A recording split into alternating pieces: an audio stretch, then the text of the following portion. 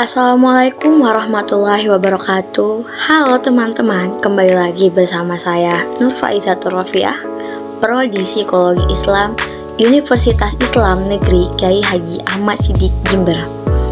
Tujuan pembuatan video ini yakni untuk memenuhi tugas UTS saya.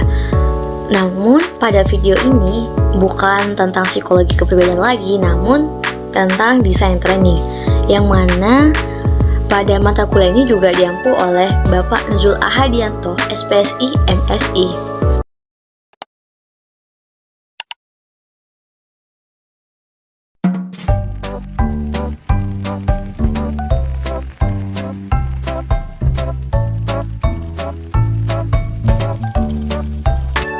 Nah, pada poin yang pertama yakni saya akan membahas tentang apa itu pelatihan.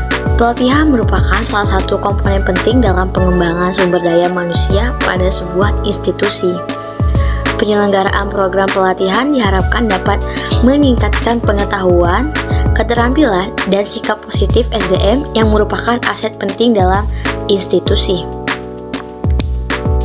Walter Dick dan kawan-kawan mendefinisikan pelatihan sebagai a pre-specified and planned experience that enable a person to do something that he or she couldn't do before. Yakni, pelatihan merupakan pengalaman belajar yang sengaja dirancang agar dapat membantu peserta dalam menguasai kompetensi yang tidak dimiliki sebelumnya. Definisi lain tentang pelatihan dikemukakan oleh Smith and Ragan, yakni those instructional experiences that are focused upon individuals acquiring very specific skill that they will normally apply almost immediately. Program pelatihan dapat dimaknai sebagai pengalaman pembelajaran yang memfokuskan pada upaya individu untuk memperoleh keterampilan spesifik yang dapat segera digunakan. Dari kedua definisi yang dikemukakan, dapat disimpulkan bahwa pelatihan pada dasarnya bermakna sebagai upaya yang dilakukan untuk memperoleh pengetahuan, keterampilan, dan sikap yang dapat digunakan segera untuk meningkatkan kinerja. Terus bagaimana saya memaknai pelatihan? Pelatihan adalah proses yang tidak hanya meningkatkan kompetensi teknis, tetapi juga memberikan kesempatan bagi individu untuk mengembangkan diri dan beradaptasi dengan perubahan. Bagi saya, pelatihan juga merupakan investasi jangka panjang, baik bagi individu maupun organisasi untuk mencapai tujuan bersama. Untuk poin yang kedua yakni manfaat program pelatihan. Manfaatnya yang pertama yakni peningkatan keterampilan dan produktivitas.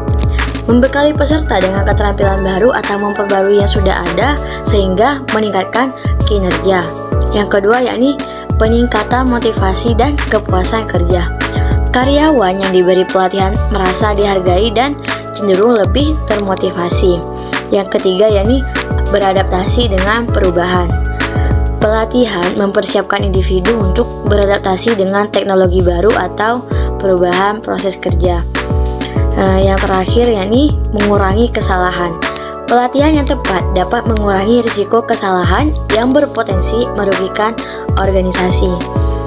Untuk poin yang B yakni apa aja sih hambatan dalam pelaksanaan pelatihan? Yang pertama yakni keterbatasan anggaran dan waktu. Organisasi sering mengalami kesulitan mengalokasikan sumber daya yang memadai. Yang kedua, motivasi peserta rendah. Peserta mungkin merasa tidak tertarik atau tidak memahami relevansi pelatihan. Yang ketiga yakni keterbatasan fasilitator. Pelatih yang kurang kompeten atau metode pelatihan yang tidak efektif dapat mengurangi manfaat. Yang terakhir yakni resistensi terhadap perubahan. Beberapa peserta mungkin menolak menerapkan hal baru karena sudah terbiasa dengan cara yang lama. Baik, yang selanjutnya yakni indikator yang menunjukkan bahwa pelatihan itu berjalan efektif dan efisien.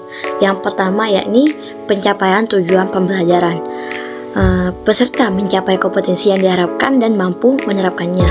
Yang kedua, umpan balik positif, yakni peserta merasa puas dengan materi, metode, dan fasilitator. Yang ketiga, peningkatan kinerja. Ada perbaikan nyata dalam kinerja setelah pelatihan. Selanjutnya yakni efisiensi waktu dan biaya. Pelatihan selesai tepat waktu dengan alokasi biaya sesuai dengan anggaran. Baik, selanjutnya yakni syarat pelatihan yang efektif. Yang pertama yakni analisis kebutuhan yang tepat. Program disesuaikan dengan kebutuhan peserta organisasi. Yang kedua, keterlibatan peserta. Menggunakan metode partisipatif agar peserta lebih terlibat dan termotivasi. Selanjutnya yakni fasilitator kompeten. Pelatih yang berpengalaman dan memahami materi serta metode pembelajaran. Kemudian yang terakhir yakni evaluasi dan tindak lanjut.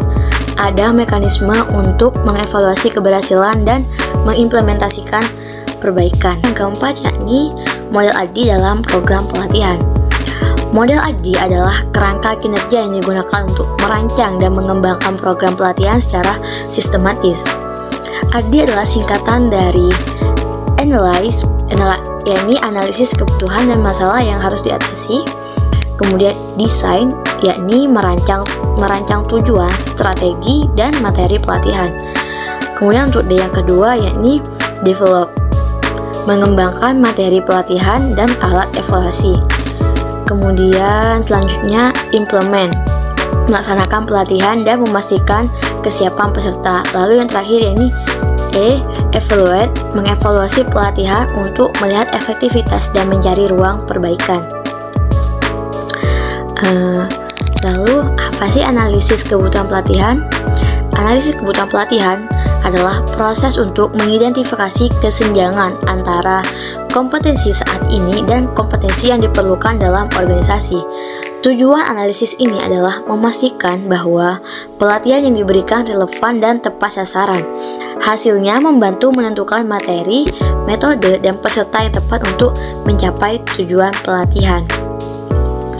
Mungkin cukup sekian yang dapat saya sampaikan, kurang lebihnya mohon maaf.